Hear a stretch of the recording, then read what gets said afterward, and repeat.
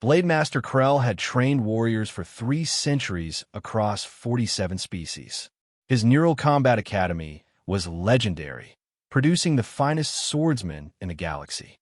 His current lecture on weapon limitations was considered definitive. Dual wielding is neurologically impossible, Krell stated, his 4 arms gesturing at holographic combat data. The brain cannot process independent weapon tracking while maintaining defensive awareness. Even species with multiple limbs default to single weapon focus. It's biological law. Cadet Marcus Webb raised his hand. Permission to test that theory, sir. Krell's mandibles clicked with amusement. Cadet Webb, you possess only 2 arms. The Valorians have 4 and still cannot dual wield effectively. What makes you think? Marcus was already at the weapons rack, selecting 2 practice swords. Respectfully, sir, humans have been dual wielding for thousands of years. We called it various things: Florentine, 2-weapon fighting, die show. It's literally in our historical combat manuals. Impossible. The neural load. Define can't, Marcus interrupted, spinning both blades experimentally. Because I learned this when I was 12. The class went silent. Even Krell paused, reassessing. Demonstrat Krell commanded, activating a combat drone. Marcus moved. His left blade deflected the drone strike while his right countered simultaneously. Independent actions, perfect timing. The drone increased difficulty. Marcus adapted, each hand operating with distinct purpose. One defensive, one offensive, switching roles fluidly. Ow! Demanded the Valorian student. My species has 4 arms, and our combat masters say dual-wielding splits focus fatally. Marcus deactivated the drone, breathing slightly elevated but controlled. Human brains have 2 hemispheres that specialize in different tasks.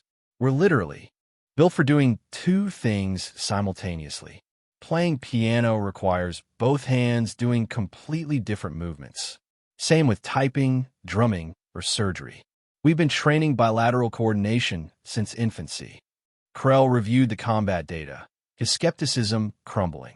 Your neural patterns show no degradation in threat assessment despite managing 2 weapons. This shouldn't be possible. It's possible because humans are ambidextrous by necessity, Marcus explained. Our evolutionary path favored tool use. Lots of tools, often simultaneously. Holding something while manipulating something else. Using one hand to stabilize while the other works. We're not optimized for single-task excellence. We're optimized for multitask competence. He demonstrated again, this time against 3 drones. Left sword parried, right sword struck, body rotated, both weapons moving independently but coordinated. It looked like a lethal dance. Earth's martial traditions include entire schools dedicated to dual wielding, Marcus continued. Japanese samurai used katana and wakizashi together. European knights trained with sword and dagger. Filipino martial arts, arnis, eskrima, are fundamentally 2-weapon systems. We didn't just figure out dual wielding. We perfected it. Krell updated his curriculum that evening. New unit, human bilateral combat methodology. Required viewing, historical footage of human dual wielders from across centuries.